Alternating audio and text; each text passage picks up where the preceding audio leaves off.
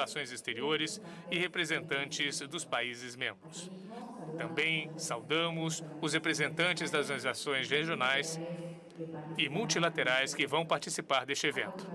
A seguir, veremos um vídeo institucional.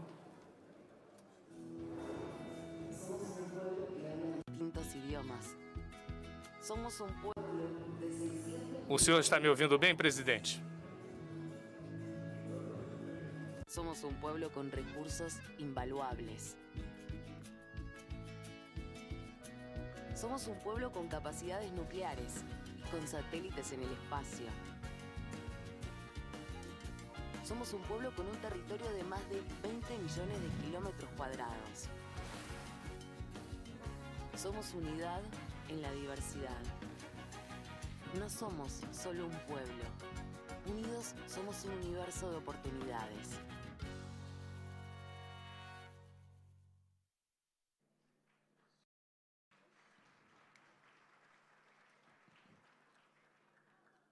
A continuação. A seguir, falará aos senhores e senhoras o senhor presidente Alberto Fernandes, em seu caráter de presidente pro tempore da Comunidade de Estados Latino-Americanos e do Caribe.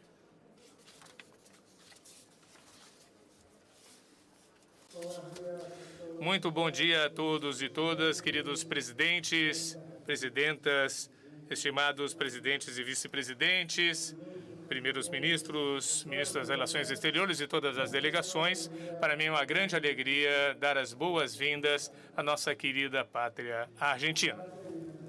Parte da nossa pátria grande, que é a América Latina e o Caribe. Hoje estamos terminando, na Argentina especificamente, o exercício da presidência pro tempore que tivemos ao longo de todo 2022, que foi um ano particularmente difícil, mas em que nós sentimos que levamos as posições e a voz da América Latina ao mundo, a todos os cantos do mundo, e fizemos que nos ouvissem pelos problemas que nós estávamos enfrentando. Antes de prestar contas do que fizemos, quero pedir a todos uma grande salva de palmas para celebrar a volta do Brasil à CELAC.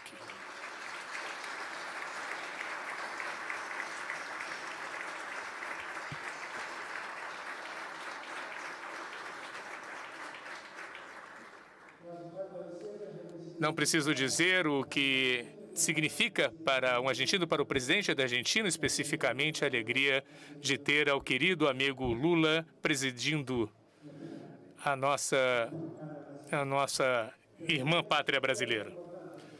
Mas também é muito importante que a CELAC, sem o Brasil, é uma CELAC muito mais vazia, com o qual a sua presença hoje realmente acaba de nos completar.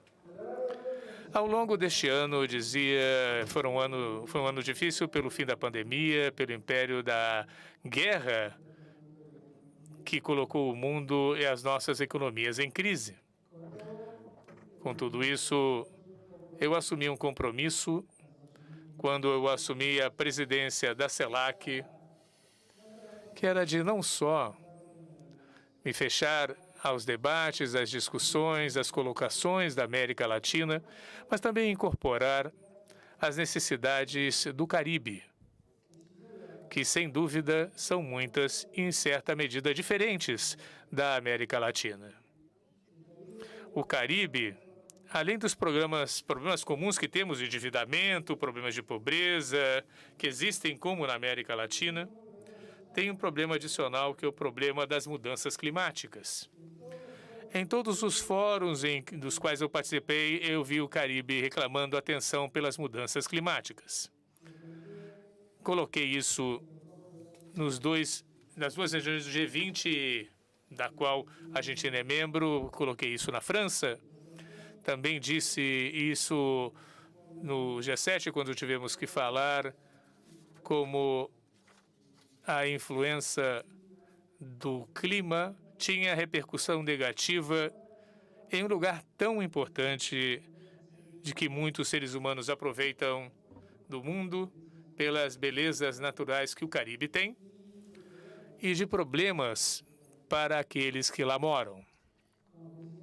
Como presidente da CELAC, a minha primeira visita foi a Barbados, precisamente para falar com Mia e que Mia me contasse o que estava o Caribe precisando.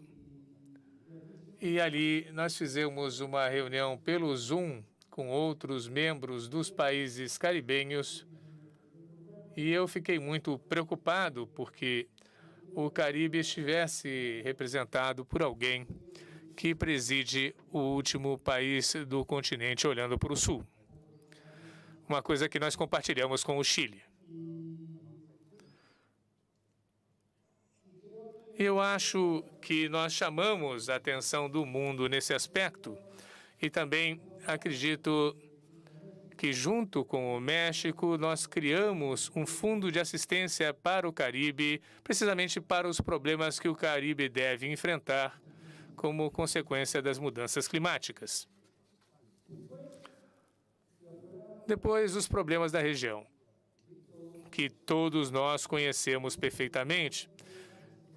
Vivemos no continente mais desigual do mundo e acreditamos que, de uma vez e para sempre, temos que encarar um processo que nos leve à igualdade e à justiça social nas nossas nações. Para isso, nós temos que trabalhar unidos, porque é muito mais fácil conseguir esses resultados trabalhando juntos em um mundo em que a globalização existe do que continuar fazendo isso separados. Eu me encarreguei nesse tempo de reclamar pelo respeito a todas as nossas nações e fui à reunião de cúpula das Américas e levei a voz da América Latina reclamando o fim dos bloqueios que países latino-americanos ainda padecem. Os bloqueios são um método muito perverso de sanção, não para os governos, mas sim para os povos. E, portanto, não podemos continuar permitindo isso. Cuba tem um bloqueio de mais de 6 décadas e isso é imperdoável. Venezuela também padece a mesma coisa e nós temos que erguer a nossa voz. E o que temos que fazer também é trabalhar para garantir e fortalecer a institucionalidade da nossa região. Acreditamos na democracia, que a democracia está definitivamente em risco. Vimos como, depois da pandemia, como os setores de ultradireita ficaram de pé e estão ameaçando cada um dos nossos povos. E o que nós não temos que permitir é que essa direita recalcitrante e fascista coloque em risco a institucionalidade dos nossos povos. Vimos isso várias vezes. Vimos primeiro com o golpe que foi dado na Bolívia, que, graças a Deus, só durou 1 ano e Luiz Arce pôde voltar e ser eleito pelo seu povo como presidente da nação. Vimos há pouco quando a loucura invadiu as ruas de Brasília, há uma semana depois de que o presidente Lula tivesse tomado posse. E vimos isso nos nossos povos sistematicamente aqui na Argentina, quando alguém tentou matar a nossa vice-presidente. E nós não podemos permitir isso, não podemos permitir. E temos que trabalhar unidos e devemos ser categóricos na defesa da democracia e das instituições. É uma coisa que a América Latina se deve a si mesma e uma coisa que a América Latina não pode deixar de lado. Acho que isso abre uma nova oportunidade. Voltou a CELAC, agora temos uma CELAC completa com o Brasil e a oportunidade de unir a região é um imperativo que é imposto a nós. E temos que conseguir isso. O mundo teve mudanças. Depois da pandemia e da globalização, a globalização não funciona da mesma jeito como funcionava antes. Isso também colocou evidência, através da pandemia, as carências do sistema econômico, quando percebemos que 10 pessoas no mundo têm o mesmo patrimônio do que 40% da humanidade, percebemos da injustiça desse mundo. Na pandemia, conseguimos ver como as vacinas foram distribuídas e quando vimos que 90% das vacinas estava destinado a 10% dos países centrais, para os países centrais que representam 10% da humanidade, aí também percebemos como o mundo era injusto. Agora, nós temos todas as possibilidades de crescer juntos. Temos todas as possibilidades de nos desenvolver unidos. A única coisa que temos que fazer é aprofundar o nosso diálogo, respeitar-nos na diversidade. Todos os que estão aqui foram eleitos pelos seus povos e os seus povos os legitima como governantes. E, portanto, além do que cada povo decida fazer, na diversidade devemos nos respeitar e na diversidade devemos crescer juntos. Acredito que temos uma grande oportunidade pela frente. Acredito, sem dúvida, que ontem, com o querido presidente Lula, nós conseguimos avançar na relação bilateral entre a Argentina e o Brasil. E assim como nós avançamos, temos que avançar no continente inteiro. É um esforço que nós devemos fazer, sabendo que é um esforço que vale a pena, porque tem a ver com o progresso dos nossos povos e que não podemos demorar mais isso. A realidade é que nós temos que transformar todas estas palavras em instituições e fatos. Temos que fazer que a integração seja uma realidade. Temos que fazer que a integração sejam ações que nos permitam avançar e progredir. Eu agradeço a todos e cada um de vocês por estarem aqui nos acompanhando. Eu tenho a tranquilidade de que neste ano a América Latina foi colocada no concerto de nações que ela merece. Tenho a tranquilidade de ter dito ao Norte que, enquanto no Norte estão voando mísseis, no Hemisfério Sul a fome piora. Tenho a tranquilidade de ter pedido e reclamado que todos os fóruns em todos os fóruns que as guerras se terminem e deixem de condenar a fome para a América Latina. Tenho a tranquilidade de ter pedido em todos os fóruns o fim dos bloqueios. Tenho a tranquilidade de ter promovido com o grupo de contato do qual fazemos parte com o México e em que o presidente da Colômbia e com o presidente da França conseguimos retornar o diálogo à Venezuela, tentando que a convivência na Venezuela, a convivência democrática na Venezuela, seja uma realidade. Tenho a tranquilidade de ter feito tudo isso. Tenho a tranquilidade de ter me encarregado de levar vacinas para os povos da América Latina que precisavam. Com essa tranquilidade, recebo vocês aqui hoje e com essa tranquilidade eu impulsiono vocês a que finalmente entendamos que sozinhos valemos pouco, que unidos podemos ter uma força sensacional. E que chegou o momento de fazer do Caribe e América Latina uma única região que defenda os mesmos interesses para o progresso dos nossos povos. Muito obrigado.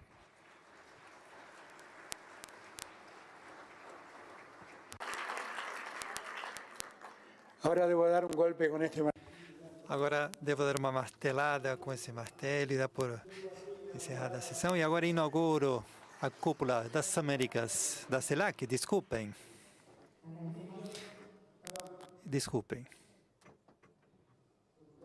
Locutora. Agradecemos ao senhor presidente da Nação as palavras e a seguir o senhor ministro das Relações Exteriores, Comércio Internacional e Culto da República Argentina, Bacharel Santiago Cafiero, vai apresentar o relatório sobre a presidência pro tempore, marcando em linhas gerais as ações de 2022. É uma honra para mim também, como já mencionou o nosso presidente, dar as boas-vindas ao nosso país com motivo dessa 7ª reunião da CELAC. A nossa comunidade sustenta que a integração é um valor fundamental para construir um território de paz, para construir esse território com possibilidades de desenvolvimento e solidariedade na América Latina e o Caribe. Por isso, é que o plano de trabalho que desenvolvemos a partir da presidência pro tempore incluiu 5 eixos temáticos e mais de 70 atividades inovadoras, das quais todas foram consensuadas com os participantes e todas avançaram graças a esse consenso e participação dos grupos de trabalho.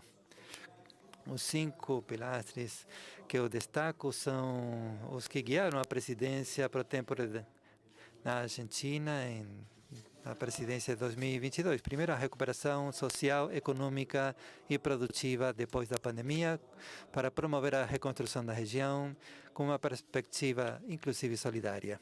Como presidência pro tempore, incentivamos atividades e discussões sobre política sanitária, trabalhista, social, para o relevamento e organização de capacidades nacionais da região para melhorar as respostas aos problemas e desafios nessas áreas.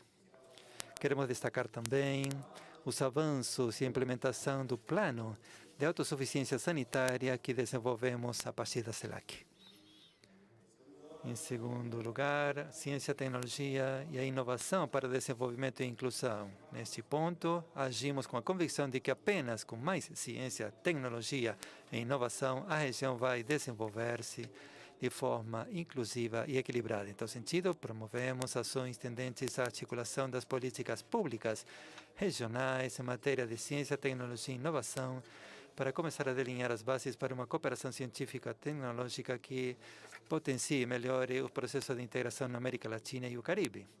Ao mesmo tempo, marcamos estratégias de mobilidade acadêmica para fortalecer as trocas profissionais. Em terceiro lugar, a cooperação ambiental e de gestão de riscos de desastres. Com esse objetivo, propusemos logo do início da nossa gestão, na presidência pro tempore da CELAC, visibilizar a importância das consequências da mudança climática, com especial atenção nos efeitos insulares do Caribe. Também promovemos atividades para fortalecer a posição regional nas negociações referidas à mudança climática e incentivar para a região um desenvolvimento integral e sustentável no âmbito da transição justa. Nesse âmbito, foi muito importante o que o presidente acabou de destacar, que, junto com a CEPAL, conseguimos operacionalizar o Fundo de Adaptação Climática e Resposta Integral para desastres naturais. Em quarta ordem, a educação e cultura para os nossos povos. Em 2022, realizamos numerosas atividades para fortalecer a integração cultural e educativa da região, garantindo a universalidade do acesso de crianças, meninas e meninos ao sistema educacional, trabalhado através da educação digital, e também avançamos em preparar os e as jovens do mundo todo para se vincular com as novas tecnologias e serviços com base nos conhecimentos. O empoderamento da mulher e as ações em questão de gênero foi o nosso quinto ponto fundamental nesse eixo, e também apareceu de maneira transversal todas as atividades desenvolvidas que incentivamos, vinculados ao acesso das mulheres ao mercado de trabalho, a partir da diversidade e especialmente do reconhecimento das tarefas de cuidado, para fechar as brechas estruturais quanto às assimetrias e alcançar dessa forma a igualdade de gênero. Todas essas atividades foram desenvolvidas e concretizadas com a cooperação de diversos organismos regionais e multilaterais. Quero destacar a CEPAL, a OECO, a CAF, a CELA, a CARICOM, a OEI, a ICA e a FAO. Também desenvolvemos a agenda extra-regional, nos vinculando com a China, reativando esse mecanismo com a ASEAN, explorando o mecanismo CELAC União Africana, voltando a trabalhar sobre o mecanismo CELAC Índia e também, depois de 4 anos de silêncio na relação bilateral, reativar o mecanismo de CELAC com a União Europeia, que avança numa agenda de trabalho que foi consensuada ano passado e que se realiza este ano para poder projetar um encontro na metade deste ano. Nenhuma dessas atividades poderiam ter sido possíveis sem a cooperação e a invalorável tarefa feita com todas as equipes de trabalho, e aqui também saliento o da Chancelaria Argentina. Para terminar o trabalho de 2022, vamos adotar a Declaração de Buenos Aires, que tem 100 pontos de consenso e 11 declarações especiais, todas através do consenso. E é fruto do diálogo e do respeito. É o multilateralismo solidário da forma mais vívida, o que praticamos e que queremos concretizar. É também vencer a cultura do ódio e do detrito e colocar o antepor à força da cultura do encontro. Sejam todos bem-vindos.